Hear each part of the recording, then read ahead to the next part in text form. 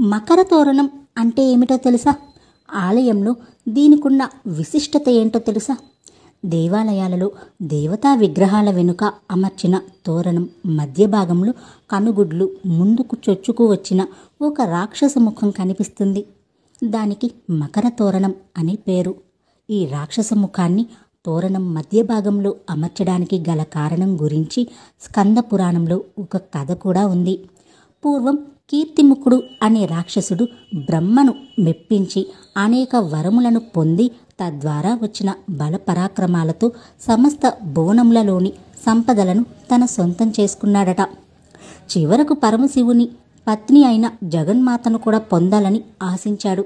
అతని దురాశను చూసిన కోపించిన మహేశ్వరుడు అతడిని మింగివేయమని ఒక అతి భీకరమైన అగ్నిని సృష్టించాడట. పరమేశ్వరుని ఆనతి మేరకు ఆ జ్వాలాగ్ని ఆ రాక్షసుని తరమసాగింది. మరణం లేకుండా వరం పొందిన శివుని ఆజ్ఞ మేరకు ఆ బడబాగ్ని తనను ఎక్కడ దహించి వేస్తుందో అనే భయంతో పరుగులు తీస్తూ అన్ని లోకాలు తిరిగి ఆ అగ్ని ప్రతాపానికి తట్టుకోలేక చివరికి పరమశివుణ్ణి శరణు వేడాడు. భక్త సులభుడైన బోళాశంకరుడు ఆ రాక్షసుణ్ణి రక్షించటం కోసం ఆ అగ్నిని ఉపసంహరించి తన నుదుట 3వ కన్నుగా ధరించాడు. ఆ తరువాత కీర్తిముఖుడు తనకు విపరీతమైన ఆకలిగా ఉందని తనకి తినటానికి ఏదైనా పదార్థాన్ని చూపించమని ఆ మహాదేవుణ్ణి కోరాడు. యుక్తిగా శివుడు నిన్ను నువ్వే తిను అని చెప్పాడు. శివుని ఆనతి మేరకు కీర్తిముఖుడు మొసలి రూపం ధరించి తనని తాను ముందుగా తోక భాగం నుంచి మొదలుపెట్టి కంఠం వరకు తిన్నాడు. తన తలను తానే ఎలా తినాలో అతనికి తెలియలేదు. అతని ఆకలి ఇంకా తీరలేదు కూడా. వెంటనే శివుణ్ణి ప్రార్థించాడు.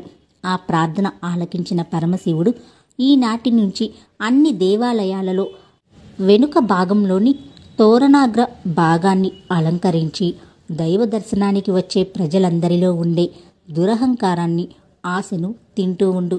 నీవు అందరికీ పూజనీయుడవు అవుతావు అని వరమిచ్చాడు.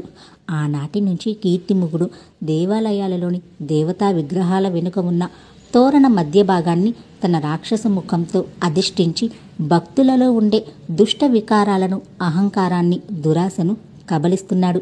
ఈ కారణంగానే దేవతామూర్తుల వెనుక మధ్య భాగంలో అమర్చబడిన తోరణానికే మకర తోరణం అనే పేరు వచ్చింది.